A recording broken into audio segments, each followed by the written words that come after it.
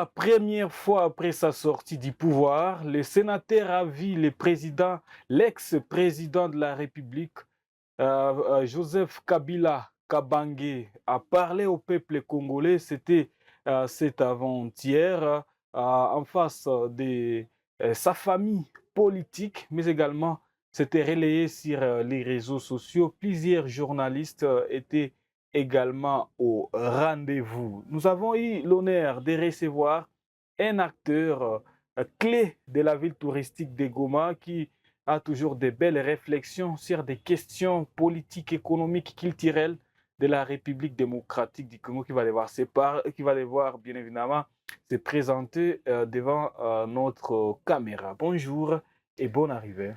Bonjour, cher frère Faustin Chansard. Merci beaucoup pour l'invitation. Aujourd'hui, nous avons invité pour vous un homme à lunettes. Il est à mes côtés gauche. J'aimerais que vous puissiez découvrir vous-même de qui, bien évidemment, s'agit-il.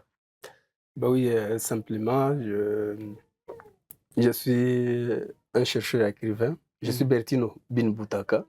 Je suis chercheur écrivain et analyste géopolitique. Bertino, j'ai toujours été erré et vraiment ragaillardi de vous recevoir dans mes émissions parce que vos réflexions sont toujours très poignantes. Dites-nous comment analysez-vous la première sortie médiatique de Joseph Kabila Kabange après un long moment, juste après sa sortie du pouvoir? Alors, encore une fois, merci beaucoup, cher frère Faustin Chansard, pour l'invitation. Je voudrais de prime abord saluer aussi les téléspectateurs de WAB Télévision. Alors, s'il faut revenir à votre question parce qu'elle est la principale, la sortie de l'ex-président, le président honoré Joseph Kabila, ce que vous le savez déjà, c'est quelqu'un de taciturne. C'est un acteur clé de notre pays, un acteur politique clé de notre pays, un ex-président, président honoré, et qui a dirigé notre pays de main de fer depuis 2001. Pendant 18 ans, bien Pendant sûr. 18 ans de règne. Et donc, vous savez, c'est quelqu'un de taciturne, quelqu'un de taiseux, et on l'appelle d'ailleurs le maître de Kara. Le maître de Kara. Suite à son mythisme légendaire. Et il a toujours dit que lui parle quand ses mots sont plus forts que le silence. J'ai toujours aimé cette sagesse d'ailleurs, lorsqu'il nous appelle que nous devons nous rassurer que tout ce que nous pouvons dire, est-ce que c'est plus éloquent que notre silence? La grande question maintenant, s'il faut revenir à fond par rapport à sa déclaration. Et sa déclaration a été plus forte que le silence. C'est ça la grande question. Est-ce que tout ce qu'il a dit, tous ses propos, sont-ils éloquents? Plus que son silence? That is the question. Selon vous? Alors, il a épinglé plusieurs points, que ce soit sur le niveau politique, d'abord à partir des critiques acerbes contre les régimes en place. En tout cas, il a navigué dans tous les sens. Il parle de la violation de la Constitution, qu'il appelle les pactes républicains de Sun City. Qui lui pense que le régime en place, et surtout le président Tshisekedi, a manifestement violé. La grande question, il faut se demander, est-ce que du temps où il était au pouvoir, n'a-t-il pas violé le même pacte républicain? Le bas peuple peut se poser cette question, n'est-ce pas? Assurément. Parce que ce pacte républicain, c'est ce qui nous définit tous. C'est la Constitution. Monsieur Jean-Jacques Rousseau l'appelle le contrat social. Et c'est là où, d'ailleurs, il dit que le peuple, un peuple qui a sa souveraineté, doit être comment dirais-je, doit être jaloux, mais aussi il doit être capable d'imposer sa souveraineté. Ça, c'est Jean-Jacques Rousseau. Jean-Jacques Rousseau. Parce que lorsque la Constitution, son article 5, parle de la souveraineté du peuple congolais, c'est que c'est le peuple qui donne le pouvoir. c'est le peuple les patrons. Est-ce que maintenant, lorsque nous arrivons au pouvoir, lorsque nos dirigeants sont au pouvoir, est-ce qu'ils respectent ce peuple? C'est ça la grande question. Manifestement, non. Sinon, on ne serait pas là où on est maintenant. Si dans un pays potentiellement riche, scandaleusement riche, comme la République démocratique du Congo, on peut manquer de l'eau, de l'électricité, pendant qu'on est à côté du lac, n'est-ce pas? C'est qu'il y a un problème. C'est quoi réellement? C'est quoi servir un pays? Est-ce que les gens, ceux qui sont au pouvoir, servent réellement? Ils entrent au pouvoir avec l'esprit de servir le peuple. Ou bien ils pensent tout simplement se servir et à servir leur famille. Parce que cette constitution qui nous définit tous, c'est pourquoi on l'appelle même la loi fondamentale. C'est parce que c'est dans cette loi où toutes les autres lois tirent substance. C'est ça même la raison, le sens même de l'appeler la loi fondamentale. C'est la loi des lois. En d'autres termes, on l'appelle la loi des lois. C'est-à-dire toutes les autres lois dépendent de cette constitution. Mais malheureusement, qu'est-ce que nous observons? Parce que c'est là où nous autres, nous avons toujours dit que ce pays, la République démocratique du Congo, n'a pas... Le problème du Congo, ce n'est pas un problème normatif. Mais c'est un problème anthropocentrique. Comment expliquer ça, M. Bertrand? Normatif, c'est-à-dire nous avons de beaux textes. Nous avons de bonnes lois. Mais le respect de ces lois, l'applicabilité de ces lois, c'est ce qui pose problème. C'est-à-dire il y a un problème d'homme. Il y a une crise d'homme dans notre pays. Un problème anthropocentrique, anthropologique fondamental. Des hommes, des élites politiques et intellectuelles qui sont en conflit avec les valeurs. Vous allez voir la corruption qui est devenue aujourd'hui le sport national. La concussion, les détournements, c'est tout avec ces régimes, n'est-ce pas? Quel régime vous faites allusion? Les régimes Fachi, il faut le dire clairement. Et ça, le dire n'est pas qu'on est contre quelqu'un, mais c'est une réalité que tous les Congolais et Congolaises vivent, n'est-ce pas? Comment on a assisté à des procès bidons comme le procès de 100 jours. Et donc, Vital Kamerhe et consorts.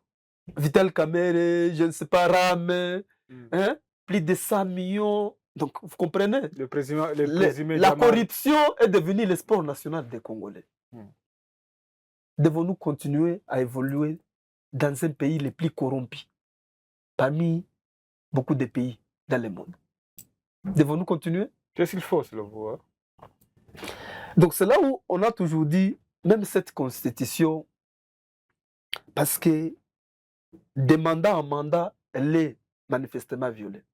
Et d'ailleurs, cette constitution, si elle était une femme, moi j'ai toujours pensé, parce qu'elle est violée tout le temps, intentionnellement violée, et cette constitution, si cette dernière était une femme, elle serait déjà morte. Ah bon? Cette constitution. Donc il y a un problème de valeur. Donc c'est pourquoi le président de la République a dit que notre pays est mort. Mais lui, lorsqu'il dit le pays est mort, il peut avoir raison. Et qu'est-ce que lui, il a fait pour les ressusciter? Il dit que ce n'est pas lui qui a tué le pays. Donc, lui, c'est l'ex-président de la République, Joseph Kabila, qui fait l'objet, bien évidemment, de notre thématique d'aujourd'hui. Vous savez, c'est toujours facile. La critique a toujours été facile, n'est-ce pas? Lorsque vous arrivez au pouvoir, vous savez, un président de la République, c'est qui? Il ne paye pas les loyers. Il est pris en charge par l'État, par l'argent du contribuable congolais. Donc toute sa famille est prise en charge par l'argent des Congolais. Vous savez pourquoi? Parce qu'un président de la République, lorsqu'on lui donne toutes ses charges, on lui épargne de payer les loyers. C'est parce qu'on veut tout simplement qu'il puisse se charger de la gouvernance du pays. Qu'il puisse se charger du pays. qui puisse répondre aux désidératas du pays. Mais qu'est-ce que nous observons dans notre pays? Vous êtes un président, vous ne payez pas les taxes, vous ne payez pas les impôts, vous ne payez pas les loyers. Vous êtes véhiculé, tout en tout cas, est à votre disposition. C'est pour vous occuper du pays, pour travailler pour le bien-être du pays. Mais il est fait le président de la République. Hein? Il travaille pour le pays. C'est facile de le dire, n'est-ce pas? Nous sommes où actuellement? Avec les sécurités grandissantes dans notre pays. Ça arrive quand même. Hein? Ça arrive. Pour tout État. Mais c'est quoi le rôle d'un dirigeant? Gérer, c'est prévoir, n'est-ce pas?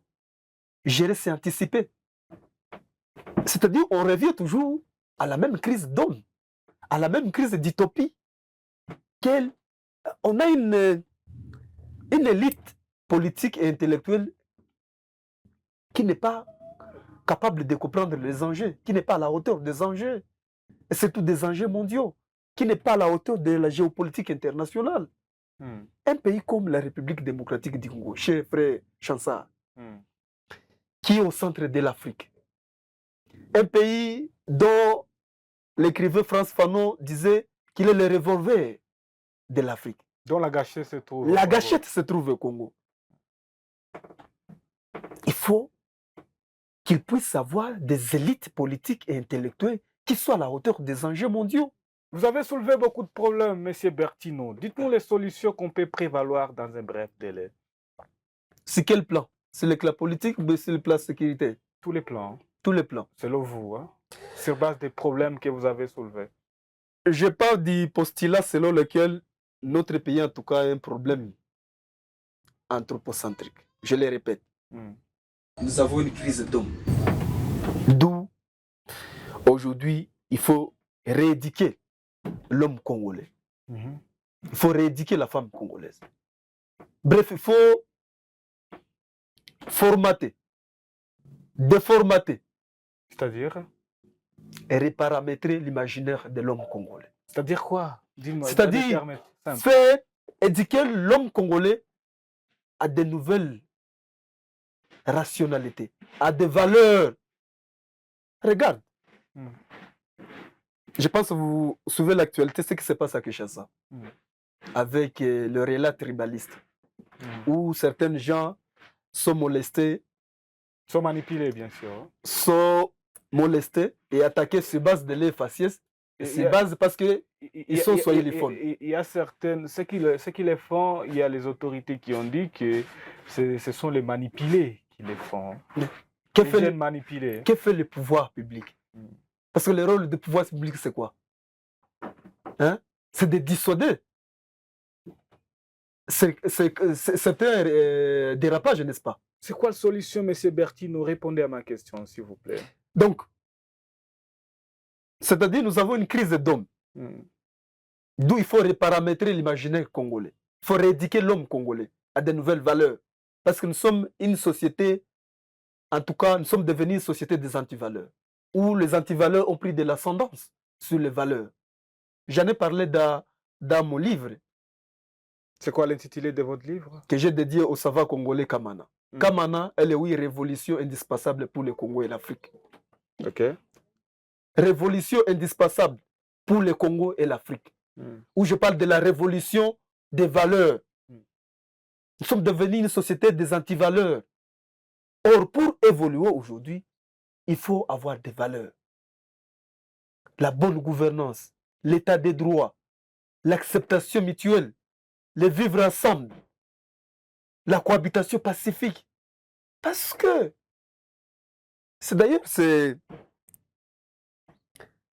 c'est Martin Luther King Jr. qui disait que si nous ne voulons pas vivre ensemble, si nous n'acceptons pas de vivre ensemble, nous allons mourir ensemble comme des idiots.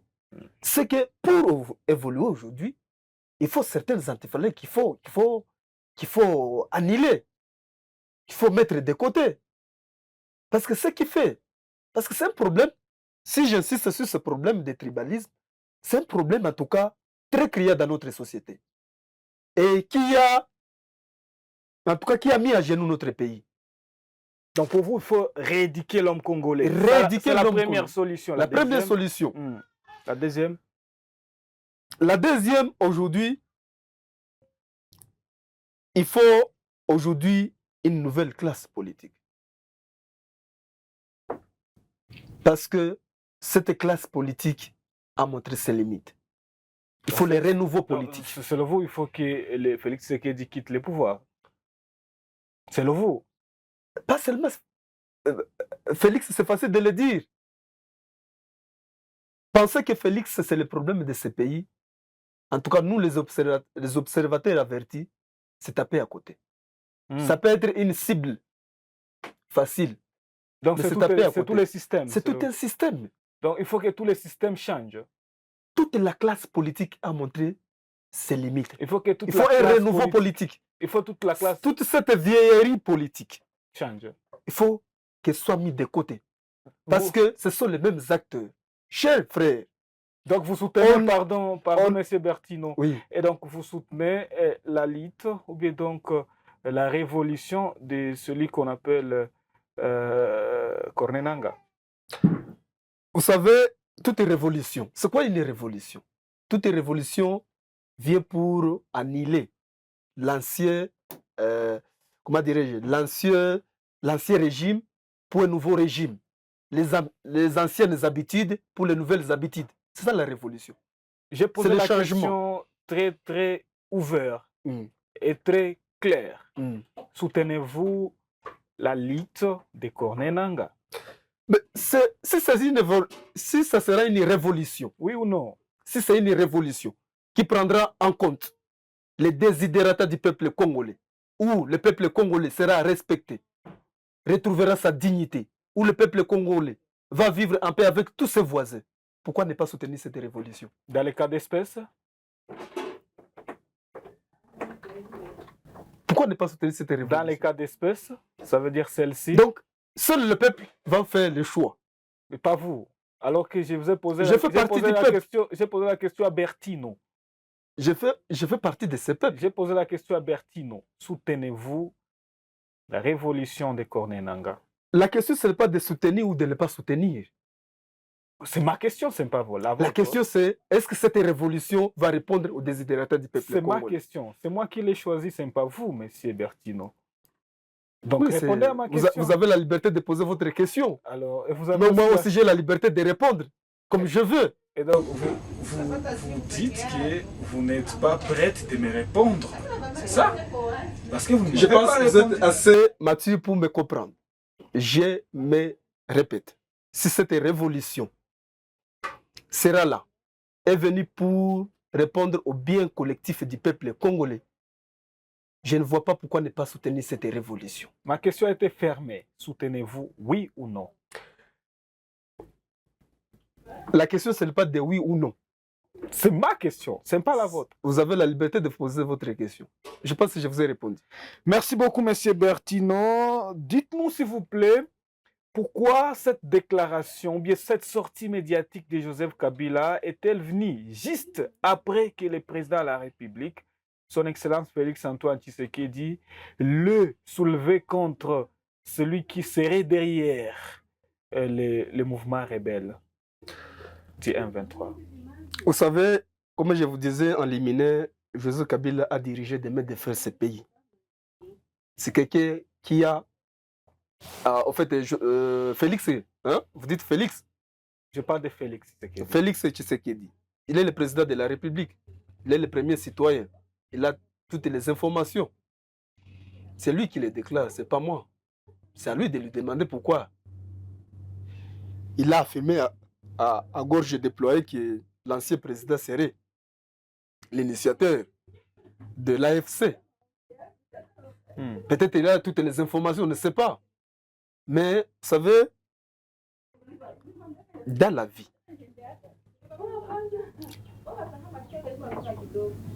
lorsque le sage est en colère, il cesse d'être sage. Comment expliquer? Et on ne peut comprendre la sagesse si l'on est sage. Il faut parfois dans la vie donner le temps au silence. Parce que le silence est plus éloquent que la parole parfois. Ça, pour les stoïciens, ils comprennent ce que je veux dire. Dans la vie, il ne faut jamais affirmer pour affirmer. Bien pour la galerie, faut faire la galerie. Selon vous, le président a dit faux. Et il lui revient de l'affirmer. Peut-être qu'il a toutes les informations. J'analyse vos propos. Et je ne suis pas avec le président. C'est toujours cette crise d'homme. Parce que vous savez, cher frère, estimé frère Foster, la conception que nous avons du pouvoir, surtout nos élites politiques, c'est une mauvaise conception du pouvoir.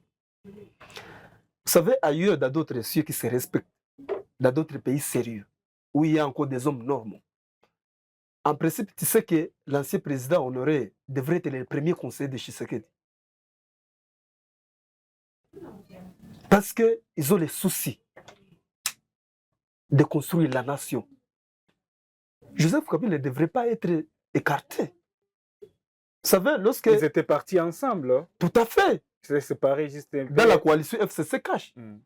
Et j'ai été l'une des personnes ayant condamné ce divorce. Pourquoi? Parce que l'ancien président Joseph Kabila a beaucoup d'informations. Il a vécu tout ce que Fachi est en train de vivre, n'est-ce pas? D'ailleurs, en 2013, il a vaincu les M23, n'est-ce pas? Il a vécu tout. Et puis en 2001, ne vous en faites pas. On peut tout lui reprocher, Joseph Kabila, mais tout, parmi ses mérites, c'est d'avoir réunifié le pays. Ça, c'est une réalité, n'est-ce pas? Il a trouvé un pays complètement émietté, complètement dépassé, n'est-ce pas? Mais il s'est dépassé. Il a réuni tout le monde. Ça, c'est une réalité, il faut le dire. C'est le vous, bien sûr. C'est vous qui l'en parlez. Hein? Vous savez, la vérité marche ni comme un ver de terre. La vérité marche ni comme un ver de terre. C'est une réalité, ça fait partie de l'histoire politique de notre pays. Ce que je vous disais dans d'autres cieux, lorsqu'il y a un ancien... Vous savez, l'alternance, ce qui s'est passé. C'est l'alternance, c'était la première alternance pacifique entre un président, n'est-ce pas? Un président, un ancien président vivant avec un nouveau président entrant. Depuis 1960, c'était la première. La première. Ça a été encouragé par tout le monde, n'est-ce pas? Assurément, si. Et lorsqu'ils ont mis en place cette coalition, tout le monde a jubilé, n'est-ce pas? Parce qu'on avait le souci que ces deux marchent ensemble pour la rénovation, pour la bonne gouvernance de ces pays. Mais certains comportements, de part et d'autre, peut-être n'ont pas permis qu'ils puissent marcher ensemble. Comment analysez-vous la sortie de Joseph Kabila? Je répète ma question. Juste après la déclaration de Félix Tshisekedi. Répondez-moi clairement, s'il vous plaît. Je pense que je vous ai donné au moins beaucoup d'analyses. Chacun Qu'est-ce qui expliquerait cette sortie de Joseph Kabila juste après l'avoir dénoncé comme État derrière l'AFC M23? Alors, si le président l'a dénoncé, il a toutes les manettes des pouvoirs. La grande question que tous les intelligents se posent, pourquoi ne l'a-t-il pas arrêté? Si réellement il était convaincu de ce qu'il a déclaré, n'est-ce pas? Pourquoi ne l'a-t-il pas arrêté? Est-ce que c'était des déclarations creuses? Est-ce qu'on peut se poser cette question? Ou bien c'était une déclaration teintée de haine? Hein? On ne sait pas. Donc, en principe, comme je le disais, Joseph Kabila devrait être le premier. Il devait être le premier conseiller de Félix Tshisekedi. Mais malheureusement, la conception que nous avons du pouvoir, les nègres et surtout les nègres des maisons, comme celles-là qui sont à Kinshasa et dans tous les pays, ils ont une mauvaise conception du pouvoir. Lorsqu'on arrive au pouvoir, on a tendance à détruire l'autre, à diaboliser l'autre, ce qui n'est pas bon. Est-ce que la sortie de Joseph Kabila annoncerait... Ce dont nous avons besoin, c'est quoi? C'est Wazekwa qui disait, peuple, Azusenga nini? Que veut le peuple? Que demande le peuple? Qu'est-ce que vous avez besoin, vous? Ce dont le peuple a besoin. Est-ce que c'est toutes ces chamailleries inutiles? Aujourd'hui, on se lance des pots de bananes. Devons-nous évoluer dans ce jet de bananes, des pots de bananes? Que veut le peuple, selon vous? Où allons-nous? On peut se poser une question. Vous savez, nous les intellectuels, nous les chercheurs, tout à fait, on n'analyse pas les questions comme d'autres. Les observateurs avertis, on n'analyse pas les questions comme d'autres. Nous, on est l'issue de lorsqu'on analyse les questions. Parce qu'à partir de toutes ces déclarations, les deux, toutes ces sorties médiatiques, on peut se poser une question intelligente. Où allons-nous? Et la simple réponse, nous n'allons nulle part avec tout ça. Ce dont le peuple a besoin, c'est la paix. Ce dont le peuple a besoin, c'est l'eau, c'est l'électricité, c'est l'augmentation du pouvoir d'achat. N'est-ce pas? C'est le vivre ensemble. C'est ce dont nous avons besoin. Mais nous n'avons pas besoin de toutes ces chamailleries, de tous ces conflits inutiles. D'accord. Monsieur Bertino, dites-nous, est-ce que la sortie de Joseph Kabila annoncerait-elle vraiment l'acceptation d'un dialogue ou bien les refus de passées élections? D'abord, de part, je suis observateur de la sphère politique. Ce que, lorsque vous interrogez certains de ces lieutenants, c'est-à-dire l'ex-président, ne sont pas partants pour le dialogue. Et il faut le dire que, attaquer Moutou, c'est que le dialogue n'est pas mauvais. Attaquer Moutou, le dialogue n'est pas mauvais. Dans notre société africaine, il y a toujours ce qu'on appelle l'arbre à palabre, n'est-ce pas? C'est que lorsqu'il y a un problème, il faut se mettre à table pour résoudre ces problèmes, n'est-ce pas? Pour résoudre ces problèmes. Donc le dialogue, ce n'est pas en soi un mauvais, mais on dialogue pour quelle fin? Pour quel but? Pour aboutir à quoi? Ce sont des grandes questions, n'est-ce pas? Pour aboutir à quoi? Mais si ces lieutenants ont estimé que le dialogue ne vaut pas son pesant d'or, étant donné que la personne qui est à la mangeoire actuellement ne fait pas confiance. Parce que c'est quelqu'un, selon eux, c'est quelqu'un qui ne respecte pas les engagements, selon le cas de l'ancien président. Pour eux, Fachi ne respecte pas les engagements. C'est quelqu'un qui se contredit et qui n'a aucun respect de ses adversaires. Et qui a toujours la philosophie de la 10e rue, les Kadiosha. La diabolisation, ça c'est selon ce lieutenant. Mais le dialogue pour la paix, si le dialogue va nous apporter la paix, la réconciliation, ça, si ça va apaiser les affres de la guerre, le dialogue est le bienvenu. Mais nous avons une expérience dans notre pays. Ce n'est pas le premier dialogue, n'est-ce pas? Nous avons l'expérience des dialogues. Combien de cycles? Nous sommes au 4e cycle de dialogue. C'est plusieurs cycles, n'est-ce pas? Est-ce que nous avons encore la solution? C'est qu'il faut chercher les problèmes. Nous avons connu le dialogue de San Sissi, n'est-ce pas? Nous avons connu le dialogue de la Cinco, n'est-ce pas? Si. De la Saint-Sylvestre. On continue.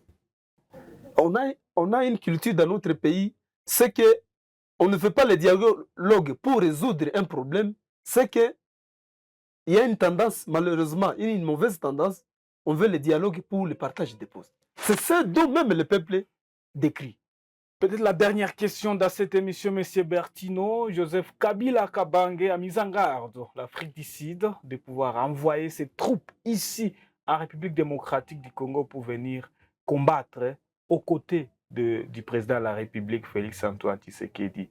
Est-ce que ces différentes déclarations dans sa dernière sortie médiatique ne montreraient pas vraiment clairement qu'il serait derrière la FC-M23? Vous savez, le pays de l'arc-en-ciel, ce qu'on appelle la République sud-africaine, c'est un pays, je dirais un pays, non seulement ami, mais un pays frère. Parce qu'avec la République démocratique du Congo, l'Afrique du Sud partage des liens historiques, politiques et culturels. Vous savez, du temps de l'ancien président, le héros national Nelson Mandela, il a joué un rôle très important dans notre pays.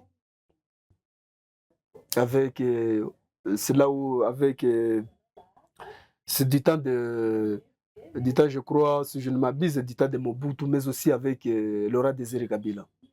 Donc c'est un pays avec qui nous partageons beaucoup de liens, beaucoup de relations, que ce soit diplomatique, beaucoup de liens historiques, culturels. Et donc, si l'ancien président met en garde contre la force sud-africaine, ils estiment que cette force ne vaut pas son pesado, n'a pas sa place en République démocratique du Congo au regard de ce que nous traversons comme situation sur le plan sécuritaire. Il a ses raisons. Ça ne démontrerait pas qu'il serait derrière la FC23. Je ne sais pas, il a ses raisons. Ça ne prouverait pas quand même la véracité de ce que le président de la République a déclaré qu'il serait derrière les M23. J'ai dit il a ses raisons. Ce n'est pas ça ma question, M. Bertino. Non. Si ça démontrerait, il sait pourquoi il a dit. Est-ce que ça démontrerait, oui? Est-ce une solution? Je pense, cher frère, on a l'impression qu'on n'aime pas ce peuple. Et on n'aime pas ce pays. Et si on aime le Congo, c'est-à-dire on l'aime très mal. Nous sommes dans une situation critique où nous avons de la collaboration de tous les pays, n'est-ce pas? Des pays avec qui nous partageons des liens historiques, n'est-ce pas? Des relations, de bonnes relations. Parce que lorsque la case de votre voisin brûle, il ne faut pas s'en réjouir, n'est-ce pas? Et si ce pays, le président a estimé que peut-être ces militaires sont importants pour venir à notre rescousse, n'est-ce pas? Et puis, il faut savoir que l'Afrique du Sud, aujourd'hui, fait partie du bloc qu'on appelle les BRICS. Brésil, Russie, India, Chine et South Africa. C'est notre bloc qui fait face au bloc occidental. Parce qu'aujourd'hui, avec l'émergence de nouvelles puissances, entre autres la Chine, l'Inde, c'est que nous ne sommes pas dans un monde unipolaire. Nous sommes dans un monde multipolaire où il y a l'émergence de nouvelles puissances politiques, économiques. C'est que l'Occident n'est plus le phare de l'humanité. L'Occident a cessé d'être le phare de l'humanité, et surtout les États-Unis. Aujourd'hui, il y a l'émergence, la redistribution de nouvelles cartes sur le plan de la géopolitique internationale. Et des pays qui n'étaient pas des puissances aujourd'hui sont des puissances. La Chine, la première puissance économique, n'est-ce pas? Vous savez que la Chine a été colonisée par le Japon pendant au moins 109 ans, un siècle et 9 ans. Mais c'est un pays qui renaît de ses cendres. Aujourd'hui, c'est devenu l'Eldorado même du monde. C'est un pays qui pense Mars. Il ne pense pas tribalisme comme au Congo. Il ne pense pas morphologie comme au Congo. C'est un pays qui pense avenir. Ils pensent aller maintenant, ils sont maintenant aux planètes Mars. Qu'en est-il dans notre pays? Donc, aujourd'hui, le monde, c'est un monde des rapports de force, chers frères. Les faibles n'ont plus leur place. Vous êtes fort, on vous respecte. Vous êtes faible, on vous aide à vous affaiblir davantage. Malheureusement, cette donne géopolitique internationale, nos élites politiques et intellectuelles ne sont pas à la hauteur de cette donne de la géopolitique internationale. Si on vous comprend bien, vous voulez dire que les propos de Joseph Kabila Kabange ont prouvé qu'il serait derrière la M23. Ça, c'est vos mots. Je ne l'ai pas dit. Selon vous? Moi, j'analyse. J'apporte une lucidité. Vous savez, nous, le rôle d'intellectuels, le rôle de chercheurs, c'est d'éclairer le peuple.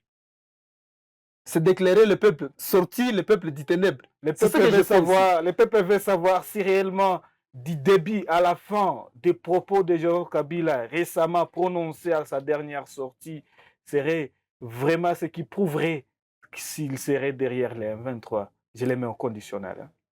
Je l'ai dit encore une fois, c'est que ce dont le peuple a besoin n'a pas besoin de toutes ces jamailleries. Aujourd'hui, c'est d'ailleurs une recommandation. Mais le peuple veut savoir si, et seulement si, le président de la République avait raison de dire que Joseph Kabila est derrière. Et si Joseph Kabila, admettons qu'il serait derrière l'AFC, ça nous apporte quoi? Que gagne le peuple de tout ça? C'est vous qui savez. Ça va augmenter, ça va mettre quelque chose dans les assiettes des Congolais? Le peuple veut savoir. Hein? Dis-moi. C'est pourquoi nous produisons cette émission pour informer. Ça va faire en sorte que les femmes ne soient pas violées? Ça va résorber le chômage? Mettons de côté certaines questions. Les propos de Joseph Je vous appelle à la hauteur. Ont prouvé qu'il serait derrière l'AFC M23. Allez demander où? C'est une question à poser à Félix Tshisekedi, au président. Vous avez suivi les propos de Joseph Kabila, n'est-ce pas? Je l'ai suivi. Est-ce qu'il prouverait la véracité de ce que Félix Tshisekedi a dit? Malheureusement, je ne suis pas Joseph Kabila pour répondre à cette question, mais moi j'analyse ce qu'il a dit. Vous analysez les faits. Il faut faire le distinguo. Tout à fait. Analyser ne signifie pas faire l'allégeance à quelqu'un. C'est quoi la conclusion de votre analyse? Alors, en guise de conclusion, c'est que nous avons un pays et un continent à construire. Ce dont le peuple a besoin, ce n'est pas ce genre de chamaillerie. Le peuple a besoin des dirigeants qui soient à la hauteur de leurs attentes, de leurs désidératants. Mettons de côté la haine, le tribalisme. Promouvons les vivre ensemble, la cohabitation pacifique. Parce que vous savez, cher frère Faustin, nous avons perdu quelque chose de fondamental dans ce pays. Aujourd'hui, on parle de la nécessité de la cohésion nationale, n'est-ce pas? Qui est à mal, n'est-ce pas? Et sans laquelle il n'y a pas de développement, il n'y a pas de paix. Ce qui fait la force d'une nation, c'est le vivre ensemble. C'est l'acceptation mutuelle. Aujourd'hui, la morphologie, la langue ne sont pas des éléments ou ne sont pas des éléments sur base desquels il faut commencer à stigmatiser quelqu'un. Aussi longtemps que nous restons dans ces antivaleurs, nous n'aurons que nos yeux pour pleurer. Donc, promouvons l'unité, promouvons la cohésion nationale, promouvons au moins le vivre ensemble, le faire ensemble, le rêver ensemble. Nous sommes Congolais. Personne n'a choisi d'être Congolais, n'est-ce pas? Dis-moi, il y a quelqu'un qui a choisi d'être Mouchi, d'être, je ne sais pas, Mounande, d'être Muhunde, d'être, je ne sais pas, Koumou. Non. Tous, nous sommes Congolais. Le Congo, c'est notre dénominateur commun. Travaillons tous ensemble pour l'essor de notre pays, pour le développement de ce pays. Merci. Merci. Monsieur Bertino, gras a été notre honneur de vous recevoir sur ce magnifique plateau de WAB. Le plaisir est partagé, mon frère. Merci beaucoup. Je crois que ça ne sera pas la dernière fois. Je suis à votre disposition, mon frère. Nos téléspectateurs seront également honorés de revoir vos lunettes. Merci beaucoup. Madame, Messieurs, c'est avec ce sourire que nous tirons les rideaux de cette production d'aujourd'hui. L'émission s'appelle Entretien. Nous avons mené un très bon entretien avec M. Bertino. Vous l'avez suivi, nous disons grand merci. Continuons toujours à travailler au service de la nation parce que la vie s'envole comme un oiseau, mais nos œuvres durent pour toujours. Je vous laisse tout en sachant que le Congo changera grâce à vous. N'oubliez pas à vous abonner sur notre chaîne WAB Info TV. Au revoir.